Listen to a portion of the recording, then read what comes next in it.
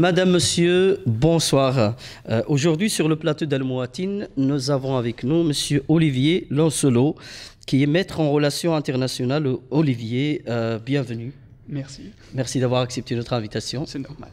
Une première question, en quoi consiste maître en relations internationales? Donc, maître en relations internationales, c'est quand on a fait le cursus de master en relations internationales. Ici, dans mon cas, je l'ai fait à l'UCL, donc l'Université catholique de Louvain. Ok. Une deuxième question. Trump, le président Trump, avait menacé de retirer les États-Unis de l'OTAN. Mais cette menace est plus une volonté ou une meilleure répartition des contributions au sein de l'OTAN, budget, etc. Est-ce que c'est une menace qui va mettre à exécution? Alors là, en fait, je ne pense pas du tout, dans le sens que Trump, lorsqu'il avait mis... quand il avait prononcé ces menaces lors de sa campagne présidentielle, avait plutôt mis l'accent sur le fait qu'il y avait un déséquilibre dans les partenariats stratégiques qu'il avait actuellement, donc notamment au sein de l'OTAN. Oui. Alors ici, dans le cas de l'OTAN, le problème qu'il y avait eu, c'est la mauvaise répartition, notamment au sein du budget. Donc ici, j'ai quelques chiffres. Ouais.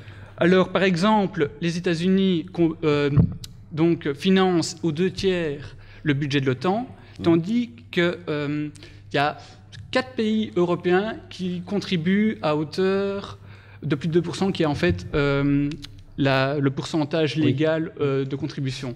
Donc il faut absolument, c'est une obligation internationale, il faut contribuer à hauteur de 2% du PIB dans l'organisation. Et alors ici, il y a le cas, donc la Grèce qui contribue à 2,38%, le Royaume-Uni à 2,21%, l'Estonie à 2,16% et la Pologne à 2%. Et pourquoi les différentes contributions au niveau des chiffres?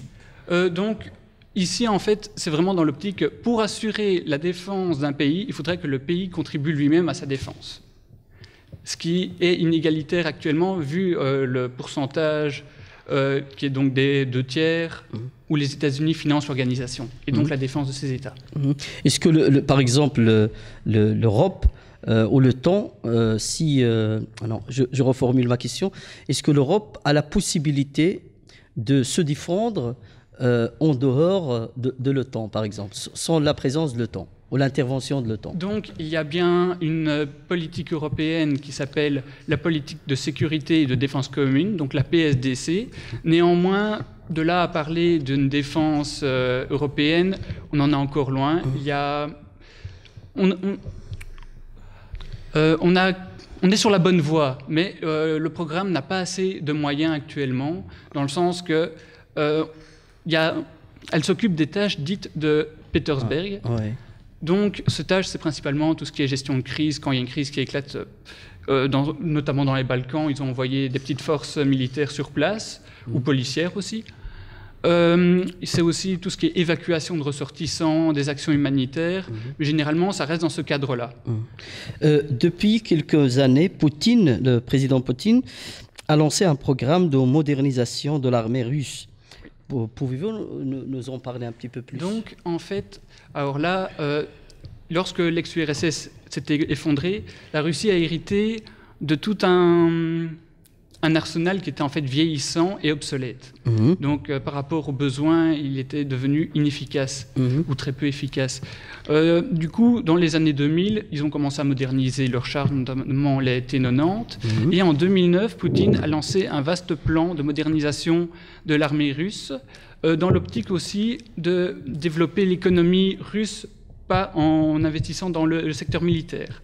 Donc ici, on peut mentionner notamment aux 2 derniers défilés de la Place Rouge, l'apparition du tout nouveau char T-34 Armata, qui est en fait, comme on dirait, le premier char de 5e génération au monde. Donc, il fait ça pour des raisons économiques, vous dites? C'est pas vraiment pour impressionner Maintenant, il y a aussi le volet, il faut égaler les États-Unis. Parce que, évidemment, pendant 20 ans, les Russes ont été en retard par rapport au développement technologique des Américains. Et là, il y a vraiment le programme qui vise à rattraper ce retard. Est-ce que vous pouvez nous faire nous parler un petit peu de l'historique des relations russo-américaines depuis la chute de l'URSS, etc. Alors ici, avant de commencer par la chute de l'URSS, il est toujours intéressant de mentionner que depuis la révolution d'octobre en 17 et l'instauration de l'URSS en 1922, il y avait déjà un froid entre les deux capitales, à cause que justement le communisme était mal perçu dans le monde, déjà à l'époque. Donc après, il y a eu évidemment la guerre froide qui n'a pas arrangé les choses. Et à la chute de l'URSS et du communisme, là, on a assisté à un rejet de toutes les politiques étrangères qui ont été conduites depuis l'URSS. Oui. Du coup, il y a eu une volonté de rapprochement par rapport à l'Occident, notamment les États-Unis, donc. Et donc là, c'était personnalisé par le binôme Helsinki et... Attendez, c'est un nom assez imprononçable. C'est Kodirev. Non, Korizev. Korizev. Korizev, voilà. Donc c'est vrai que c'est un peu difficile à prononcer. Oui, c'est un peu... OK. Oui. Mais à la suite de cela, en 1996, les Russes ont compris que finalement, ils n'en ont pas tiré tellement de ce rapprochement avec les États-Unis. Du coup, ils ont fait un revirement à 360 degrés. Ils se sont montrés à ce moment-là en opposition contre l'unilatéralisme américain. Donc, pour remettre dans le contexte, en 1998, il y a eu une crise économique en Russie. En 1999, il y a eu le Kosovo. Donc, les États-Unis avaient bombardé la Serbie pour justement promouvoir l'indépendance du Kosovo. Et la Serbie était une alliée des Russes. Du coup, ça avait créé une période de tension. Et en fait, en 2000, Poutine est arrivé par-dessus. Du coup, il y avait vraiment une opposition parce que Poutine est le continuateur du second mandat de Helsinki, donc 96-2000. Enfin, 99 pour être exact, c'était le 31 décembre 99. Et alors, en 2001, après les attentats terroristes du 11 septembre, Poutine a vu une occasion. Du coup, il s'est rapproché de l'Union des États-Unis dans l'optique de faire passer la Seconde Guerre en Tchétchénie pour la lutte contre le terrorisme. Et en échange, il a évacué ses dernières troupes de Cuba et du Vietnam. Donc c'était un échange donnant-donnant. On quittait deux pays et on nous laissait un peu la paix pour la Tchétchénie. Mais après ça encore, les relations se sont retendues parce qu'il y avait une lutte d'influence entre les États-Unis et la Russie, notamment dans l'ancienne Union soviétique. Exemple, on peut mentionner les révolutions de couleur, notamment en Géorgie en 2003, qui a vu le renversement de Chedinaradze, et qui a été remplacé par Saakashvili. Le fameux président qui avait lancé en 2008 les assauts contre l'Ossétie du Sud. Ce qui a entraîné évidemment une intervention russe pour arracher à la Géorgie, l'Abkhazie et l'Ossétie du Sud. Et depuis lors, en fait, on pourrait mentionner, là je vais exagérer les propos, à une sorte de retour de guerre froide, même si ce n'est pas vraiment le cas. Et ça a donné notamment les fameux événements en Ukraine en 2013 et 2014. Alors ici, on pourrait pour un peu mettre du concret là-dessus, lorsque Yanukovych a refusé le traité d'association avec l'Union européenne, il y a eu une sorte de... Certains disent un coup d'État, d'autres disent qu'il y a eu des manifestations qui l'ont poussé à l'exil. Enfin, je ne vais pas m'attarder sur cette question-là. Mais quoi qu'il en soit, il a dû fuir en Russie. Et à côté de ça, on a vu un nouveau gouvernement qui est donc avec... je ne reviens même plus sur son nom, le président actuel de l'Ukraine. Non, je ne reviens plus sur son prénom, enfin sur son nom de famille. C'est pas grave. C'est le président. Voilà. Et c'est là, en fait, on a assisté après à l'annexion russe en 2014 de la Crimée, qui est, pour rappel, peuplée majoritairement de Russes ou de russophones. Et peu après, on a assisté encore à la sécession du Donbass, donc les oblasts, ce sont des régions, les oblasts, de Donetsk et Lugansk. Et ça a entraîné une guerre civile dans cette région-là. Et actuellement, le front est plus ou moins stable. Il y a quelques semaines, ça s'est un peu réveillé, mais globalement, ça reste stable. Il y a une sorte de statu quo depuis les accords de Minsk. Et avec la Tchétchénie maintenant et la Russie, comment ça se passe? Officiellement, maintenant, c'est un peu calme, je pense. Oui, officiellement, on voit que... Maintenant, quand on parle d'officiel, on sait ce que c'est. Hein. Oui. Officiellement, c'est l'une des républiques qui soutiendrait le plus Poutine actuellement. C'est là qu'on a assisté à le plus grand pourcentage de votes en faveur de Poutine. Et c'est dû à quoi, à votre avis? À mon avis, il y a eu quelques petites fraudes qui se sont intercalées ici ou là. Sinon, actuellement, à part des tensions... Parce qu'évidemment, par-dessus, il y a eu des mouvements islamistes qui se sont greffés. Il y a toujours des tensions, notamment les derniers attentats à Moscou, il y a quelques années maintenant. Il y a quelques années, oui, tout à fait. Oui. OK. L'Ukraine est actuellement une source de tension entre Washington et Moscou. Quel serait votre scénario pour sortir de la crise? Donc, une solution politique serait notamment de faire une sorte de système à la belge, en fait. C'est déjà venu sur la table. Donc, faire des communautés linguistiques, premièrement, avec une autonomie interne.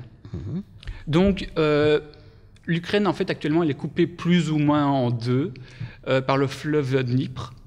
Il y a l'Est qui est russophone.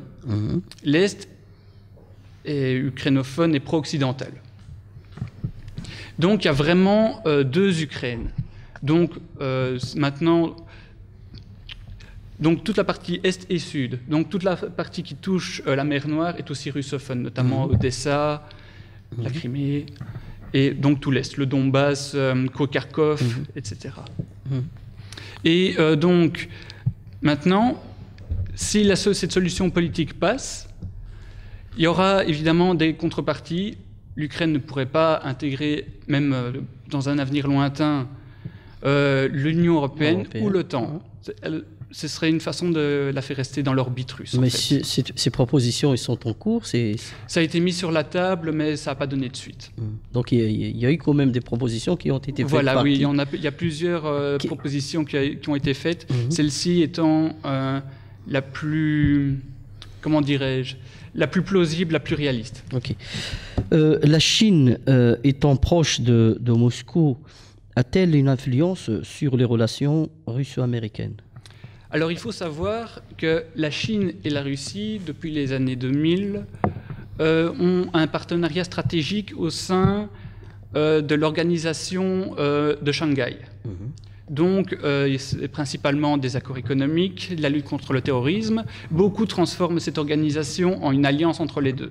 Donc, certes, politiquement, on peut remarquer, exemple, au Conseil de sécurité, les Chinois auront tendance à suivre le vote russe au Conseil, en sachant que les deux ont un veto au Conseil de sécurité de l'ONU.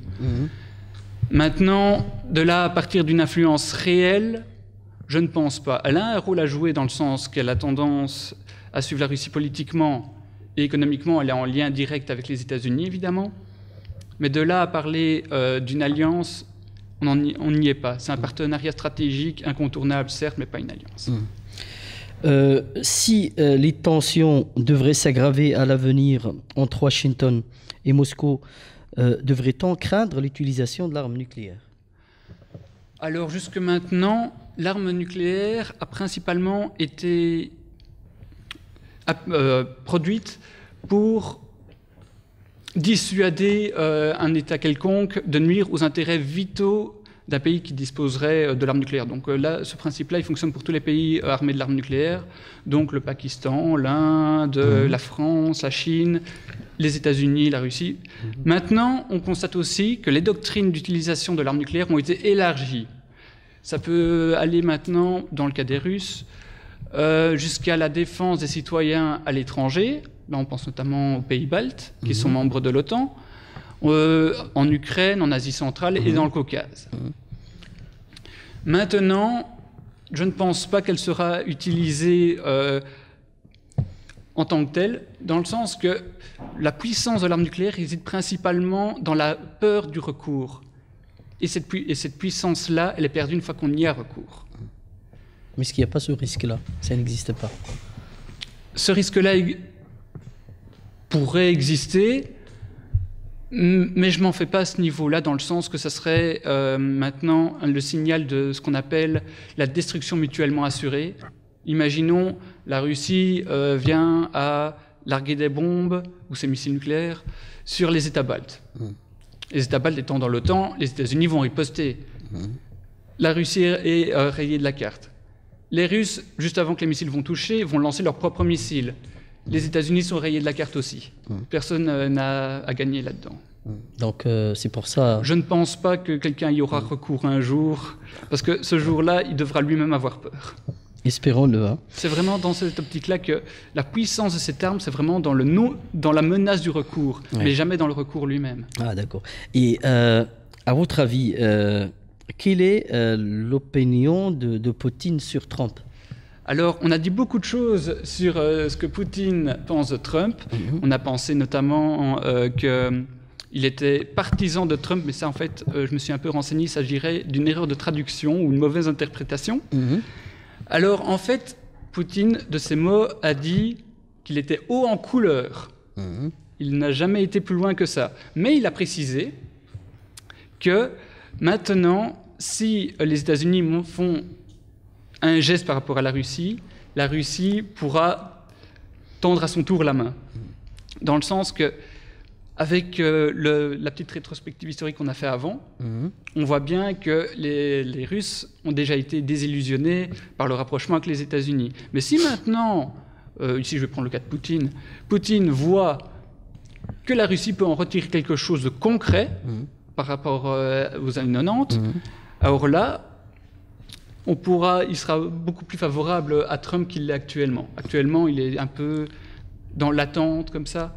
Il n'est pas contre, il voit une opportunité, mais ça ne va pas plus loin. Et à votre avis, est-ce que Trump n'est pas en train de voir une autre réalité que celle qu'il avait utilisée pendant les élections pour gagner en tant que président? Alors évidemment, maintenant qu'on voit son discours politique lors des élections présidentielles, et ce qui se passe maintenant, oui, il y a quelques mesures, notamment contre les musulmans, qui ont été faites. Bon, est-ce que c'est bien, mal? Ben non, c'est pas bien, évidemment.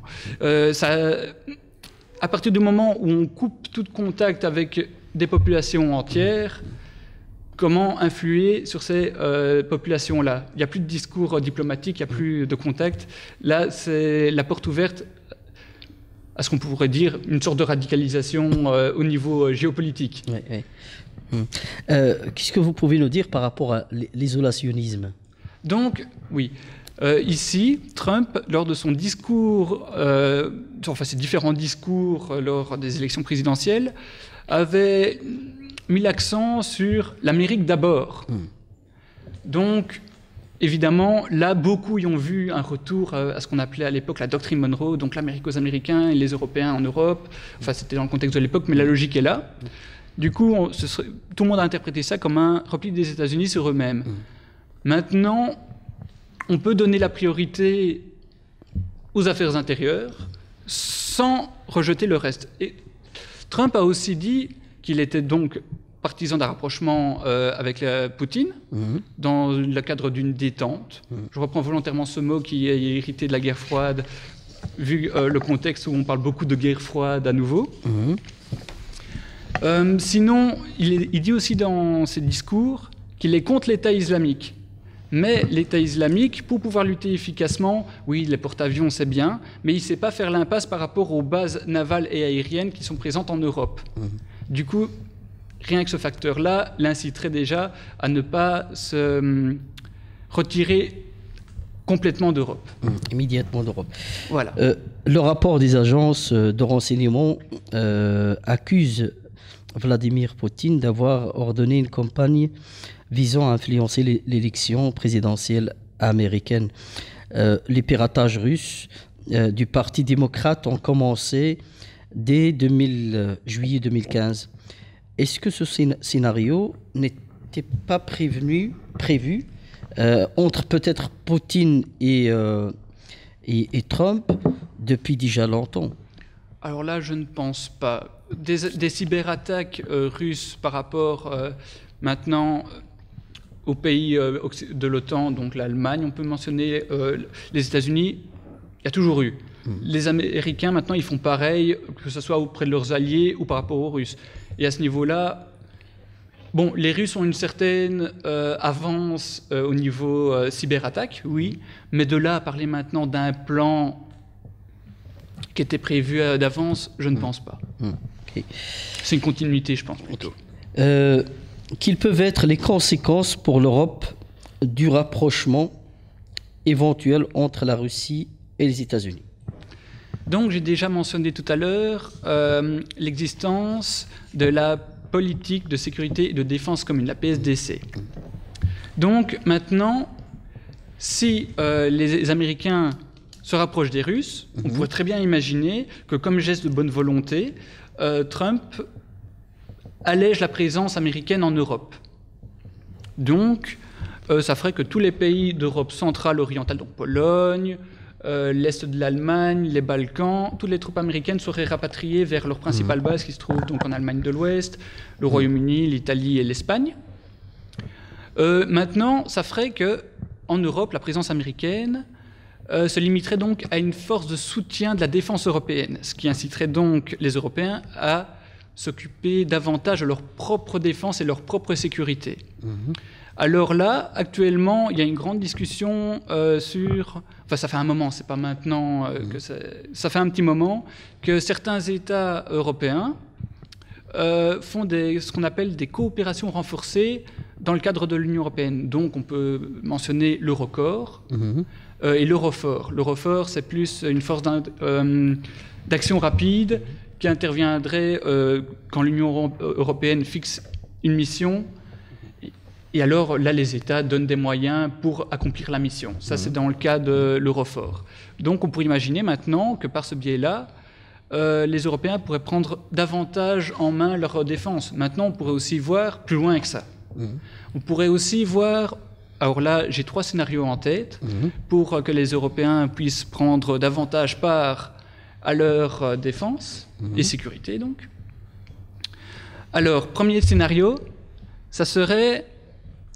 donc, on reste dans la continuité maintenant, mais avec plus de moyens. Donc, les États continuent à donner des moyens militaires et logistiques à la PSDC. Donc, je rappelle, la PSDC, c'est la politique de sécurité et de défense commune. Et alors, à ce moment-là, on se resterait dans un système un peu intergouvernemental où, finalement, c'est les États qui auraient le dernier mot. Alors, deuxième scénario, maintenant, c'est... on met en place une armée européenne, entre guillemets européenne, permanente, mais où c'est les États qui continuent à donner les moyens à la PSDC, qui aurait donc davantage d'autonomie, mais sans être complètement indépendante de la volonté des États. Et la troisième étape, enfin le troisième scénario, ça c'est celui où je crois le moins actuellement, parce que c'est peut-être trop novateur, on va dire, c'est là une vraie armée européenne autonome où en fait les États auraient délégué carrément leurs compétences souveraines en matière de défense à l'Union européenne. Mais ça, on n'y est pas du tout. Est-ce que ça serait bien ou mal? Ça, le temps nous le dira si ça se met en place. Donald Trump s'est mis d'accord avec Vladimir Poutine pour une coopération sur le dossier syrien.